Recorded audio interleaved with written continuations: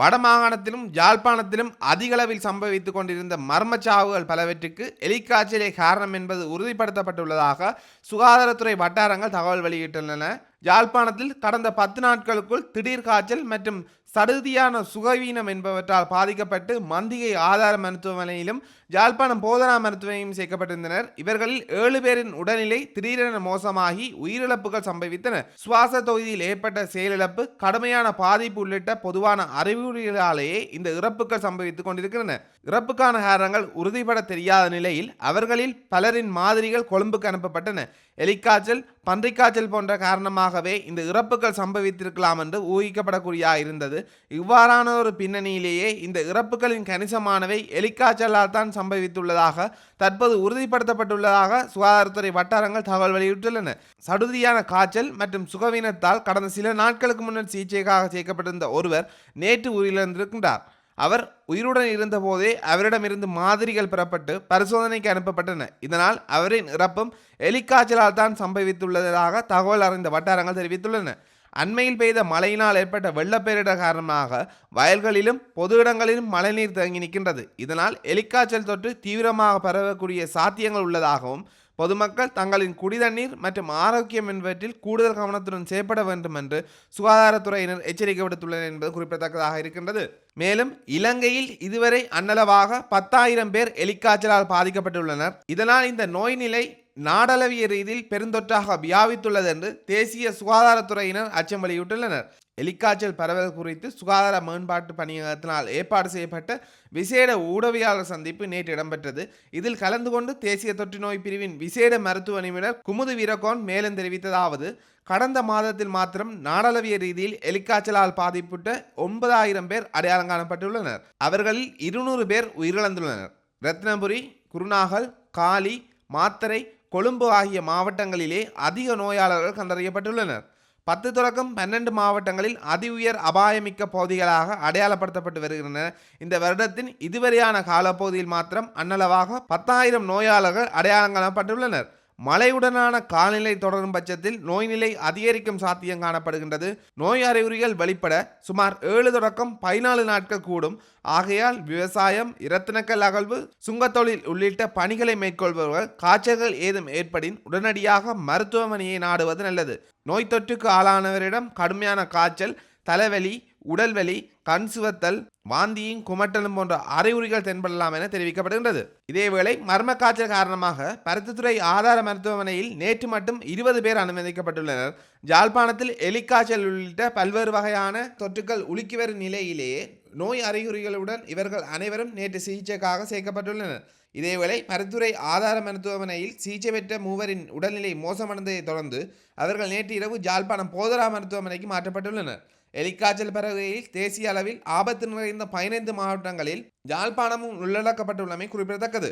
வடக்கில் எலிக்காய்ச்சலுடன் வேறு வைரஸ்களும் பரவுகின்றனவா என்பது தொடர்பில் ஆராய்வதற்காக கொழும்பில் இருந்து 2 குழுக்கள் யாழ்ப்பாணம் வருகை உள்ளன. அவற்றில் ஒரு குழு இன்றைய தினம் யாழ்ப்பாணம் வருகை தந்துள்ளது. கொழும்பு தொற்று நோயியல் பிரிவைச் சேர்ந்த வைத்தியர் பிரபா அபயகோன் தலைமையிலான ஒரு குழுவினர் இன்றைய தினம் யாழ்ப்பாணம் போதனா வைத்தியசாலைக்கு விஜயம் மேற்கொண்டு அங்கு தங்களுடைய ஆய்வுகளை மேற்கொண்டிருந்தார்கள். மேலும் வைத்தியசாலையின் பணிப்பாளர் சத்தியமூர்த்தியையும் சந்தித்து கலந்துரையாடலில் ஈடுபட்டமை குறிப்பிடத்தக்கது. அது தொடர்பான காட்சிகளை தற்போது பார்க்கலாம். How many fluids and everything go up weight? 3.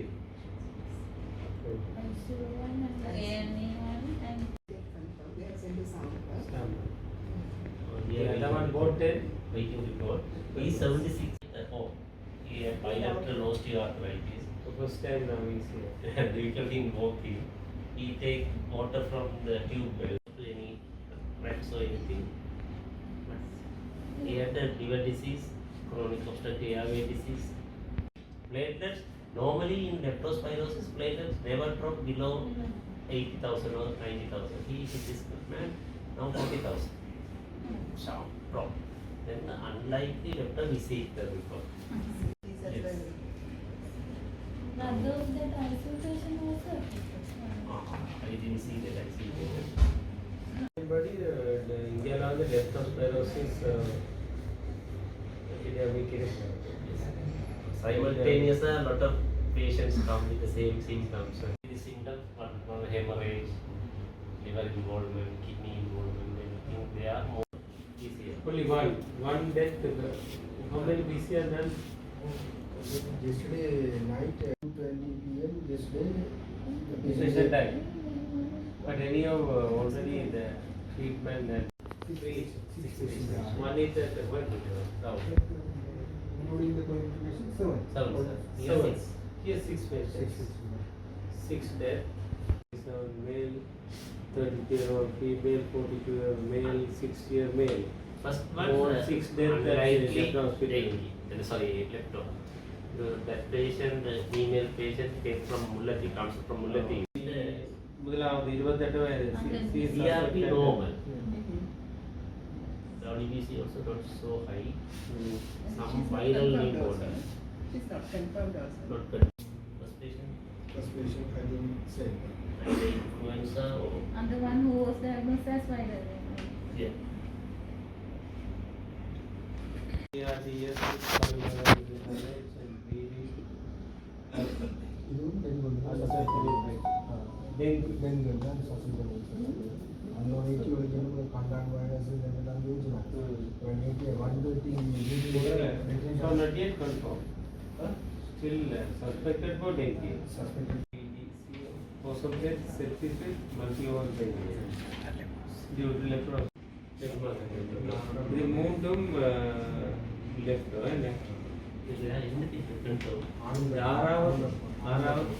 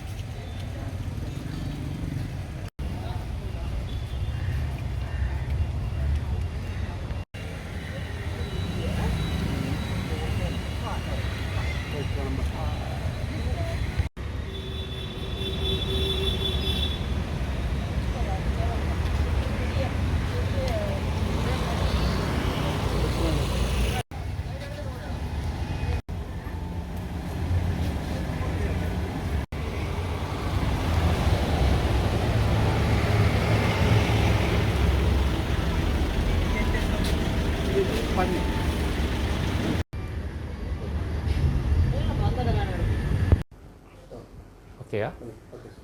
அனைவருக்கும் வணக்கம். இன்று இந்த காலகட்டத்தில் யாழ் மாவட்டத்திலே மழைக்கு பின்னாக பல நோயாளிகள் காய்ச்சலுடன் அனுமதிக்கப்பட்டு கொண்டிருக்கிறார்கள். கூடுதலான நோயாளிகள் வடமராட்சி பகுதியில் பாயிண்ட் விட்டு பேஸ் ஹாஸ்பிட்டலில் அட்மிட் பண்ணப்பட்டிருக்கிறார்கள். அங்கிருந்து சில நோயாளிகள் இங்கே மாற்றப்பட்டிருக்கிறார்கள்.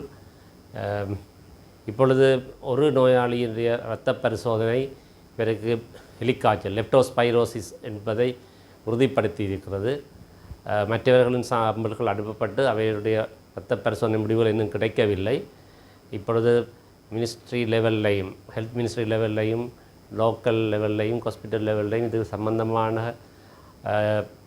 தகவல் திரட்டல்கள் மற்றது ஆராய்ச்சிகள் நடந்து கொண்டிருக்கின்றன. விரைவில் நாங்கள் இதுக்குரிய காரணத்தை தெளிவாக கூற முடியும் என்று சொல்லிக்கொள்ள விரும்புகின்றேன். பொதுமக்கள் அவதானமாக செயற்பட வேண்டிய காலமாக காணப்படுகின்றது. குறிப்பாக மழை காலங்களில் தொடர்ச்சியாக காய்ச்சல் ஏற்படக்கூடிய வாய்ப்புகள் இருப்பதால் பொதுமக்கள் தங்களுடைய உடல் நலத்திலே அக்கறை செலுத்த வேண்டும். அதுபோல இங்கு வரக்கூடிய புலம்பெயர் தமிழர்களும் குறிப்பாக உறவினர்களுடைய நிகழ்வுக்காக இந்த காலங்களில் வரக்கூடிய புலம்பெயர் தமிழர்கள் தங்களுடைய உடல் நலத்தில் அக்கறை செலுத்துவது முக்கியமாக இருக்கின்றது. இந்த சூழலுக்கு பழக்கப்பட்ட மக்களை விடுத்து புதிதாக வேறு நாடுகளிலிருந்து வந்து இந்த சூழலுக்கு பழக்கப்படாததற்கு நோய் நிலைமைகள் தொற்றுவதற்கான வாய்ப்புகள் அதிகமாக இருக்கின்றன. எனவே இங்கு தங்கியிருக்கக்கூடிய புலம்பெயர் தமிழர்களும் அவதானமாக செய்யப்படுவது நல்லது.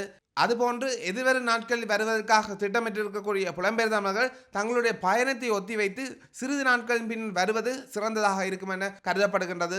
இந்நிலையில் யாழ்ப்பாணத்தில் பரவி இருக்கக்கூடிய நோய் நிலைமைகள் தொடர்பாக வடக்கு மாகாண ஆளுநர் வேதநாயகன் மற்றும் யாழ்ப்பாணம் பிராந்திய சுகாதார பணிப்பாளர் மருத்துவ கலாநிதி கேதீஸ்வரன் ஆகியோர் ஊடக சந்திப்புகளை நடாத்தியிருக்கிறார்கள். அது தொடர்பான காட்சிகளையும் தற்போது பார்க்கலாம். எமது மாகாணத்திலே தற்பொழுது யாழ்ப்பாணம் மாவட்டத்திலும் முல்லைத்தீவு மாவட்டத்திலுமாக 7 பேர் இறந்திருக்கிறார்கள். அதுவும் இளமாக்களும் அதில் உள்ளடங்குகிறார்கள். அவை இது என்ன காரணத்துக்காக என்று தெரியாவிட்டாலும் கடும் மழை பெய்த காரணமாக இந்த அனர்த்தம் ஏற்பட்டிருக்கலாம் என்று நம்பப்படுகின்றது. யாழ்ப்பாணம் மாவட்டத்திலே 6 பேரும் முல்லைத்தீவு மாவட்டத்திலே 1 பேருமாக 7 பேர் இதுவரை இறந்திருக்கிறார்கள். இது ஒரு மிக எங்களுக்கு ஒரு பீதியை ஏற்படுத்துகின்றது. இது எவ்வாறாக இருந்த பொழுதும் சுகாதார வைத்திய அமைச்சும் சுகாதார வைத்திய அதிகாரிகளும் மிகவும் கவனமாக இதை பரிசீலித்து ஏற்ற நடவடிக்கைகளை உரிய வகையிலே தொடர்ச்சியாக எடுத்துக்கொண்டிருக்கிறார்கள். அவர்கள் அமைச்சினுடைய சுகாதார அமைச்சு மத்தியுடன் தொடர்பு கொண்டு அதுக்குரிய ஏற்பாடுகளையும் செய்து வருகிறார்கள். அதுக்குரிய மருந்துகளையும் கொண்டு வருவதற்கான ஏற்பாடுகள் செய்யப்பட்டிருக்கின்றன. தொடர்ந்தும் நாளைக்கும் மருந்துகள் கொண்டு வருவதற்கான ஏற்பாடுகள் செய்யப்பட்டிருக்கின்றன. மற்றது முக்கியமாக யாழ்ப்பாணம் மாவட்டத்திலே 3 பிரதேச அந்த சுகாதார வைத்திய அதிகாரி பிரிவுகள், முக்கியமாக 3 சுகாதார வைத்திய அதிகாரி பிரிவுகள் பாதிக்கப்பட்டன. பருத்தித்துறை, கரவட்டி மற்றும் சாவச்சேரி, இந்த 3 சுகாதார வைத்திய அதிகாரிகள் பிரிவு தான் அதில் முக்கியமாக இந்த பாதிக்கப்பட்டதாக அறிய முடிகின்றது. அவை இதுக்கேற்ற நடவடிக்கைகளை சுகாதார வைத்திய அதிகாரிகள் தொடர்ந்து மேற்கொண்டு வருகிறார்கள். அவை இதை அந்த கிணறுகளை சுத்தமாக்கி குளோரின் இடவும் மற்றும் மக்களை அந்த நீர் தேங்கி நிற்கிற வயலோ அந்த பிரதேசங்களுக்கு செல்ல வேண்டாம் என்றும் வைத்தியர்களால் அறிவுறுத்தப்பட்டிருக்கிறது. அவை இதை மக்கள் ஒழுங்காக கடைப்பிடித்து இந்த பாதிப்பிலிருந்து நாங்கள் மீட்சி அடைய வேணும். அதுக்கு எல்லோரும் ஒத்துழைக்க வேண்டும். அதுக்குரிய ஏற்ற நடவடிக்கைகளை எமது சுகாதார வைத்திய அதிகாரிகள் தொடர்ந்து மேற்கொண்டு அவர் உரிய நடவடிக்கைகளை எடுத்து வருகிறார்கள்.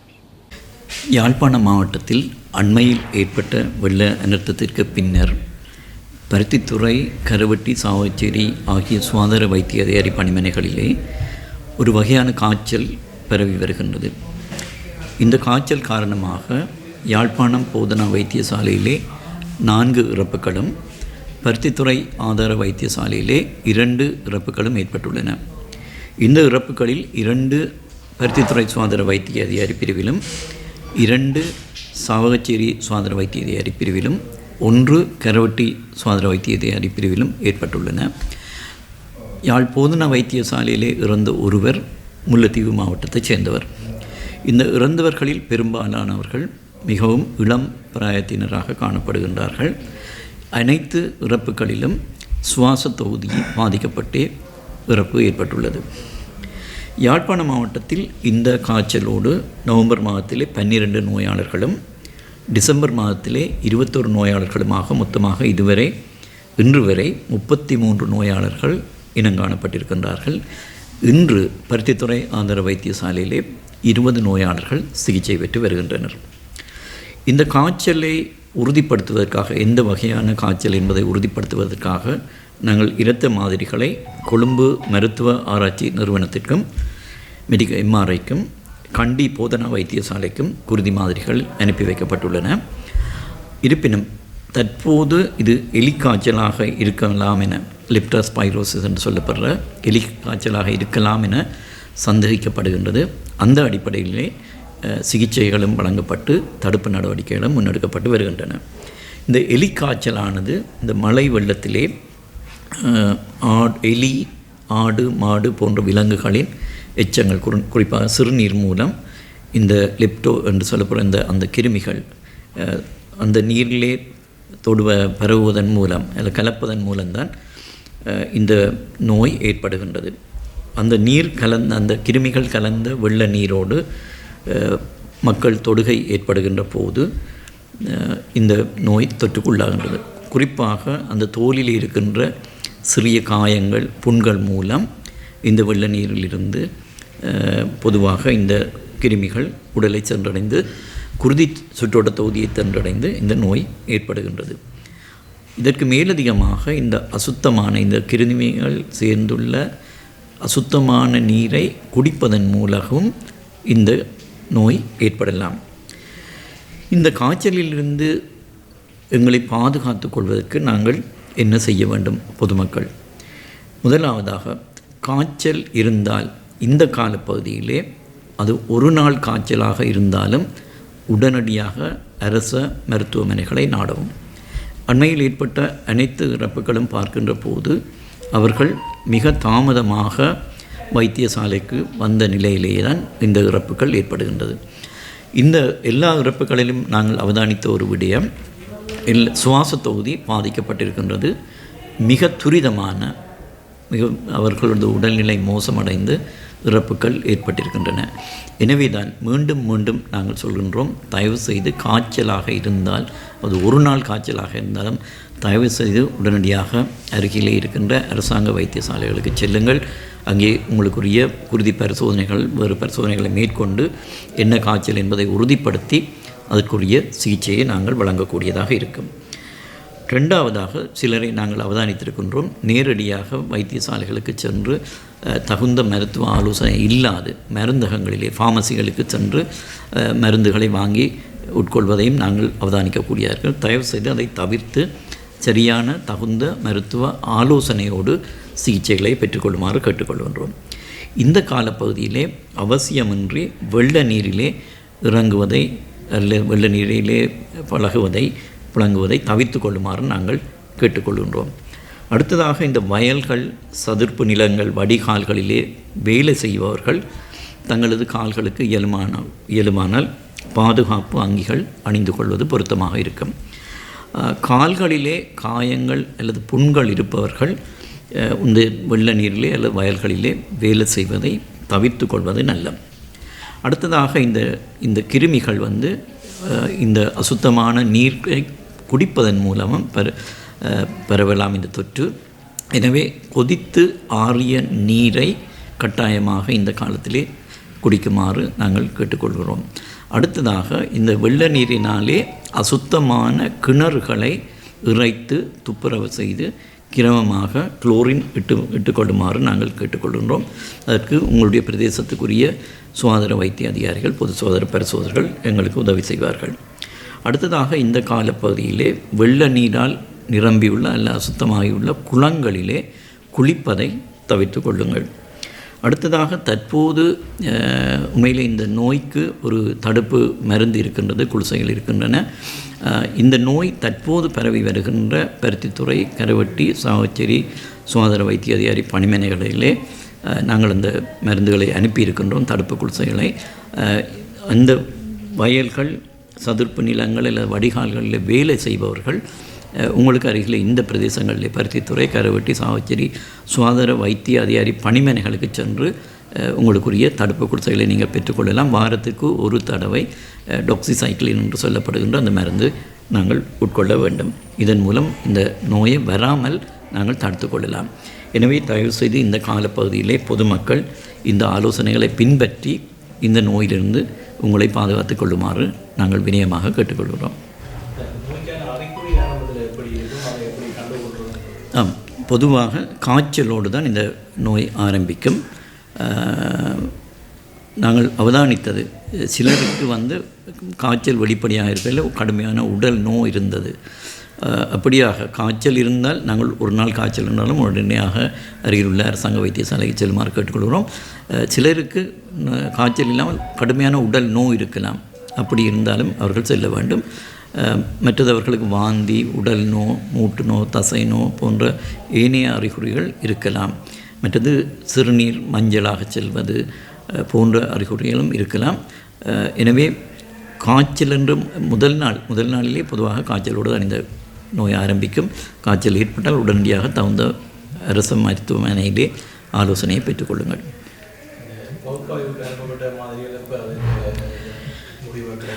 நாங்கள் எம்ஆர்ஐக்கும் இன்றைக்கு கேண்டி டீச்சிங் ஹாஸ்பிட்டலும் போதனா வைத்தியசாலைக்கும் அனுப்பி வைத்துள்ளோம்.